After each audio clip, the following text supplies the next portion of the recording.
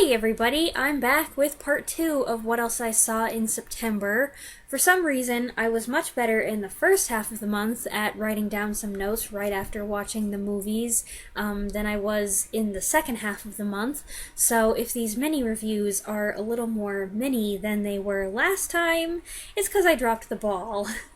I'll mess with your brain again by picking up where I left off in part 1 with movie number 9, Night Flight, a 1933 film about dangerous mail flights through mountains and storms in South America. It turned out that I had seen some of this movie before, but I didn't realize it until partway through. The ensemble cast includes John and Lionel Barrymore, Clark Gable, Robert Montgomery, Helen Hayes, and Myrna Loy. It's always interesting to see Barrymore siblings working together. John is running the flight service with an unrelenting whip in spite of protests, while Lionel plays a flight inspector with a bad itch. I'm not sure what purpose he really serves in the plot, but he does provide some levity. Myrna Loy is fine in her handful of scenes as a pilot's anxious wife. She fares better than Helen Hayes in a similar role. Hayes is more prominently featured, but her hysterical performance, I'm sorry to say, is the weakest in the film. There's nothing particularly special here. It's an okay drama with some good flight sequences, which remind the modern viewer that airplanes were still a relatively new thing in 1933. Movie number 10 was a rewatch of 1939's Invisible Stripes. George Raft stars as a convict who gets out on parole, determined to break the trend and not get sent back to Sing Sing. He's released at the same time as Humphrey Bogart, who doesn't share his worldview and returns to the gangster business as soon as he can. The story follows them as they go their separate ways and then inevitably reconnect. It's a fine film, a morality tale that's well acted and entertaining, but also has something to say about the struggle of ex-cons to find and keep honest employment in the late 30s. The supporting cast includes William Holden, who hadn't grown into his face yet. He's so young here, he's almost unrecognizable as Raft's younger brother who's so desperate to live a better life he's about to do something rash. And Flora Robson is also very good as their mother. Movie number 11 is 1979's The China Syndrome, in which a news crew goes to a nuclear power plant to film a story and end up secretly recording an incident that may have been more serious than the plant is letting on. Jane Fonda stars with Michael Douglas in his floofy hair as her outspoken cameraman, Fonda making her mark as the female reporter who wants to do hard news and be taken seriously, but is told to just look pretty and do puff pieces. Jack Lemmon co-stars as the shift supervisor on duty during the incident. At first, he brushes off Fonda's inquiries, but something about the event keeps bothering him. If you ask me, this is Lemmon's movie. Not to take anything away from the other performances, but it's his desperate intensity and his rapidly mounting suspicion and fear in the gripping first and final acts that really pack the punch.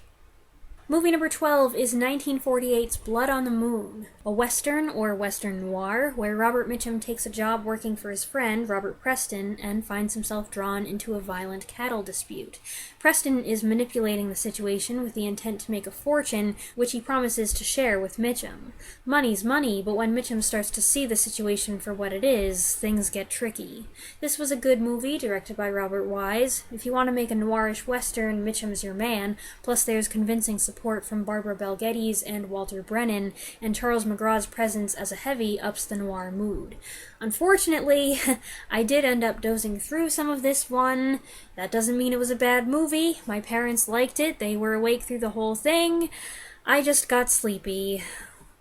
Movie number 13 is 1967's Countdown, a work of man-on-the-moon science fiction directed by Robert Altman and released just a couple years before man actually landed on the moon.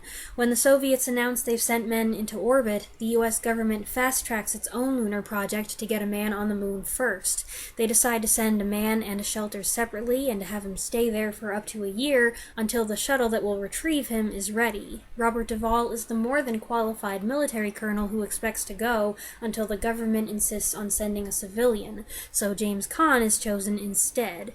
Everyone is doubtful that he can pull it off, and Duvall is furious at being passed over, even as he has to help train him.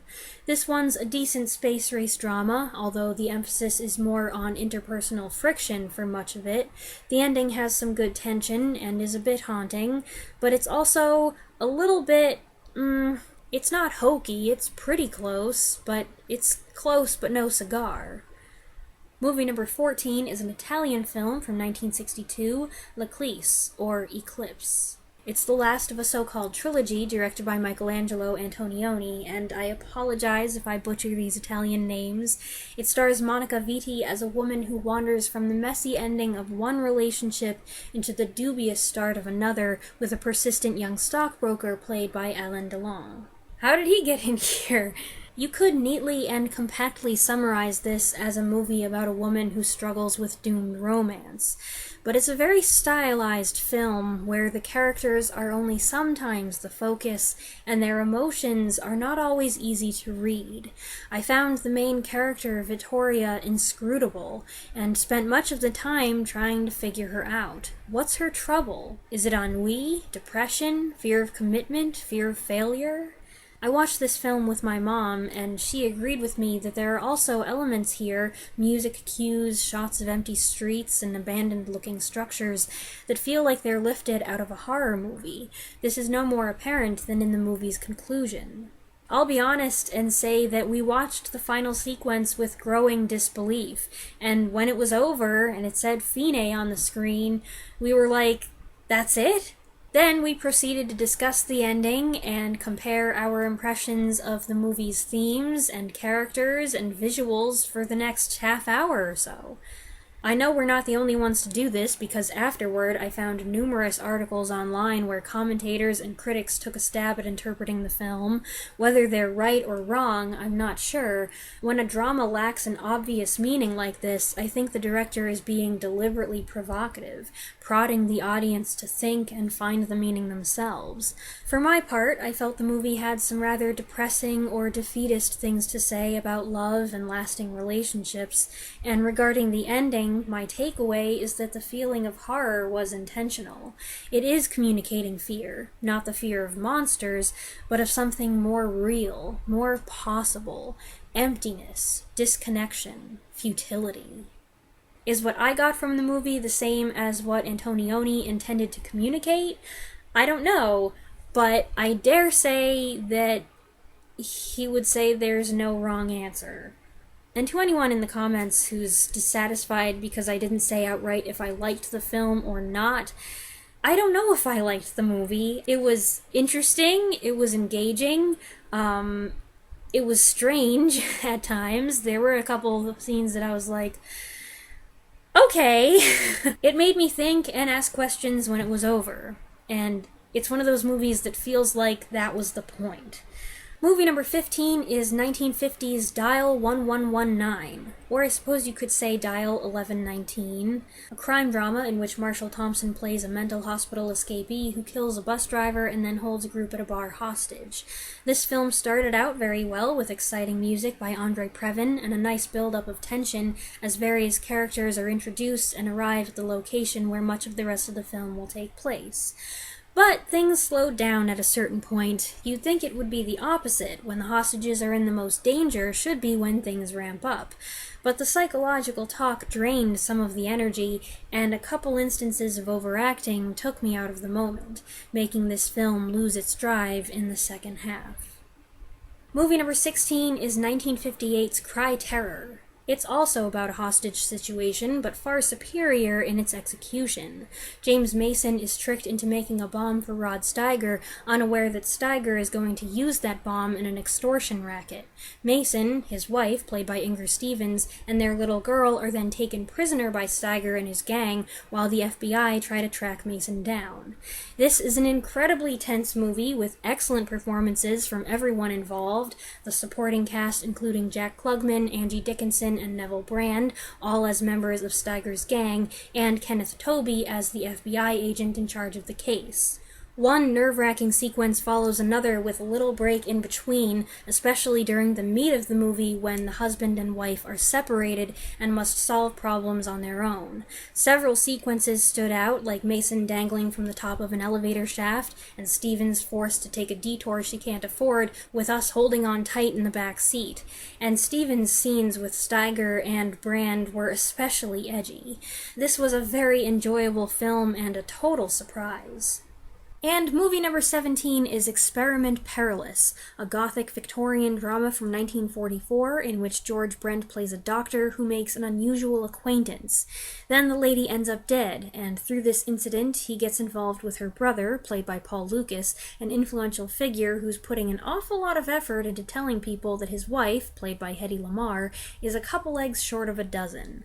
This film has several similarities to Gaslight, so if you're a fan of that story, you won't find any huge surprises here, but you'll probably like it anyway.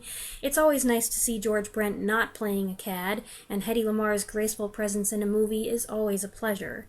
Directed by Jacques Tourneur, it's got some especially fine outdoor shots. It opens with an impressive sequence of a train barreling through a downpour. There are several picturesque and moody but also cozy scenes of people bustling down snow-covered streets, and the film climaxes with a brilliantly executed redacted spoiler. Like I said, there wasn't anything tremendously surprising about the plot, but if you like old gothic movies, as I do, you should check this one out.